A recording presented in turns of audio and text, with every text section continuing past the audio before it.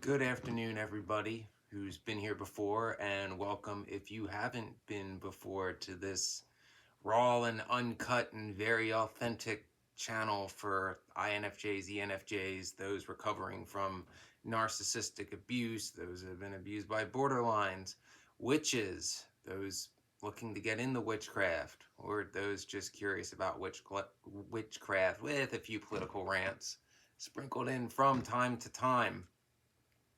Thank you for everybody who takes the time, and especially those that have sent a tip, because ad revenue's down and it was bad to begin with. So if you'd like to take part in that, there's the super thanks button, or there's Venmo, Cash App, and PayPal links found in the about section of the channel, which everybody should take the time to read. I am only for entertainment purposes, and I don't claim otherwise. So, what I want to talk about in this video is something I allude to, but I want to get into it deep, and that is why victims of narcissistic abuse should move away, as a part of no contact. And there's many reasons for that. One, as I've said before, the narcissist or the borderline treats their target, their victim, like property. So to them, you are their property, meaning they get to make all your decisions, who you can be friends with, who you can date, what jobs you can work at, if you're younger, where you can go to college, where you're supposed to live, all things like that. In their eyes, they have the right to make those decisions and completely steal your free will away, which, really pisses me off, especially, the whole I'm a Lilith and witch thing, because Lilith is all about free will, which is awesome, and there's no stopping her, force to be reckoned with. But narcissists truly believe this. They truly believe that they can make these decisions for you. 1 second, mouth's a little dry. Cherry Coke Zero. I don't drink a lot of soda, but when I do, Cherry Coke Zero. Loved regular Cherry Coke as a kid. Anyway, so moving away is truly like your best option as far as finally living the life you want to live and being the person you want to be and getting away from the narcissist influence completely. Now, depending on your situation, this could be more important than others. It all depends on who the narcissist is in your life, how long they've been in your life, and their sphere of influence. How many enablers and flying monkeys do they have? If it's your narcissistic family, for example, as opposed to, say, like, a boyfriend or a girlfriend you dated for 6 months, yeah, your family, you got to get away. Why, you ask? Because they'll use the whole family guilt trip, but your family, and your family's always your family and all that. It's like, yeah, but in this case, your family wants you to live a proxy life and be somebody that you're not, and they truly believe that you have to abide by that. And you'll realize, too, when you get out of a situation like this, just how bad it was. Clarity comes with time. When I was living in Virginia, a lot of stuff became clear to me. And also, more importantly, your confidence goes way up once you get back, because you're in a new place. You are meeting new people, and they're judging you for who you are, not from where you come from or who you're related to or what slander and lies the narcissist has said from that evil scapegoat who just won't fall in line and get with the program. So, you're finally being judged for your abilities and for who you are as a person, which, believe me, is awesome. You're going to like it. And, in most cases, you're probably going to get a fair shot to do the things you've always wanted to do, because when you're in the area where the narcissist has influence, anything that they deem you, doing outside the box or whatever they don't want you to do, they're going to try to sabotage it behind your scenes, particularly coverts. Borderlines will throw meltdowns. Overts will just try to belittle you in person about how you'll never make it. But they're all going to try a way to screw up and take from you whatever it is that's making you happy, if you don't have their almighty approval to do so. And you'll see when you get away just how much influence they had. Because when you're stuck in the area where the narcs are, you ever notice, because it can't just be me, that no matter what you try in any front of your life, the second you get something that, it's like, Here's a step in the right direction. I'm content. They're gonna take it away from you like that. Second you're happy. As soon as you show, if they don't approve, of course, which they probably won't, because they get to make those decisions in their sick minds. So whatever it may be, it could be a job, could be, a relationship, could be a friendship, could be a new hobby. If this can even be in your teen years. Like if you're excelling as an ice hockey player, but your narcissistic family wants you to be a football player, they'll try to screw that up for you. If you meet a girl that you really hit it off with, but the narcissistic clique thinks she should be dating somebody else that she isn't attracted to, they're going to try to screw that up for you. If you get a job that pays well, that the narcs don't want you to have because they want you in a job where you work 7 days a week and you're miserable and make shit money, they're going to do that too.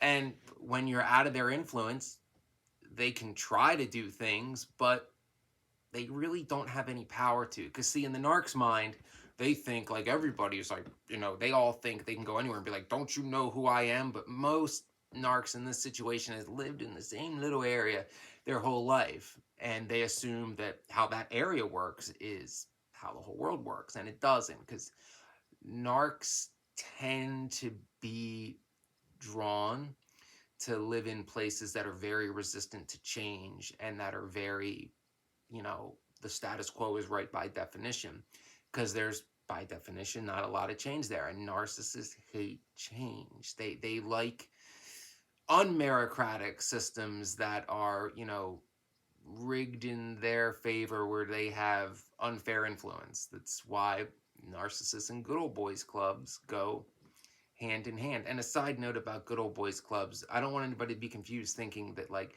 just because somebody's from out in the country isn't that makes them a good old boy. No, I have plenty of friends who are like hardcore libertarians, well, not a few, who live out in the woods and are completely self-reliant.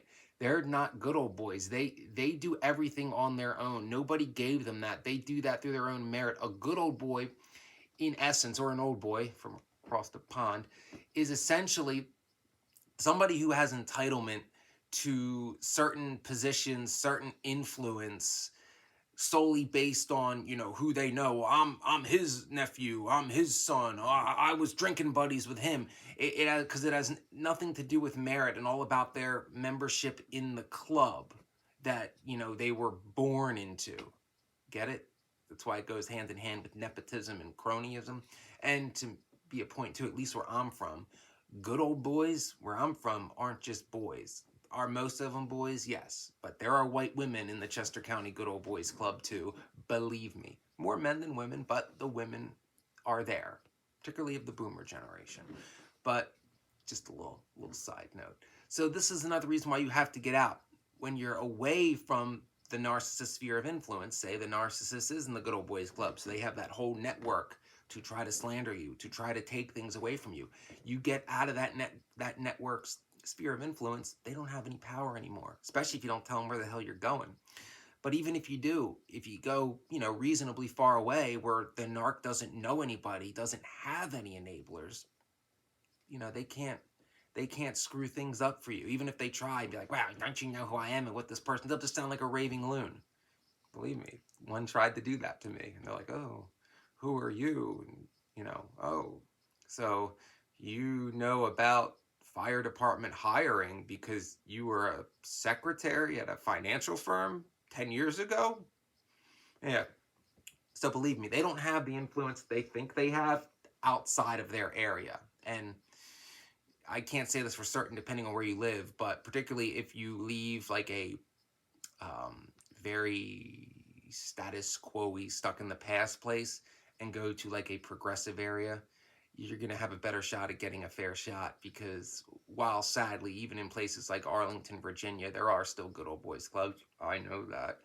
But they're on their way out, as opposed to living in an area like where I live, where good old boys clubs are still protected and celebrated. And if you call it out, that's the way it's supposed to be. That isn't most of the world anymore. Are they still around? Yes, they try to hide that shit, and the more they get exposed, the more on their way out it is, particularly as the older people in the good old boys club retire. They're not being replaced. There's not many places left where like good old boys clubs are still seen as a good thing. It's rightfully seen as a pejorative now. Also notice when you get away from the narcissist, I mentioned your confidence goes up. And it's not just because you're being judged for who you really are and potentially treated fairly, but you're not constantly being put down. You can actually explore what your own abilities are, because the second, when you're around the narcissist, the second you dare have any drive or determination to do something unapproved, they're going to try to crush you down. Like, why would you bother? It's, you couldn't do that. You should just do what I tell you to do. Go landscape. It's what we do here. That kind of thing. Because you never know what you're capable of. You got to be brave enough to take a shot. And, take it from me too. You got to do it in an area where the game ain't rigged from day one.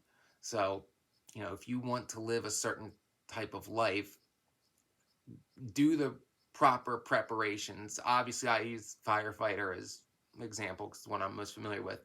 If you're going to go test to be a professional firefighter, your ass better be hitting the gym, 4 or 5 days a week to get ready for that physical ability test. All the heart and drive in the world ain't going to help you in a physical ability test if you're out of shape. You know what I mean? So if there's a chance you want to take and you truly put in the proper prep work, then seek a way to take a shot at that where you'll get a fair shot. And part of doing that, if you're a victim of narcissistic abuse, is doing it in an area where the narcissist doesn't have any influence.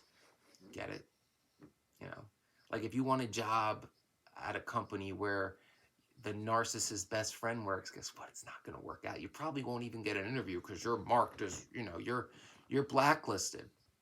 Yeah, I recently had a job hire me and then ghost me here in this area, of course. But something must be something wrong with me, But at the same time, I also have a high-end modeling agency paying to have me go up to New York on Saturday.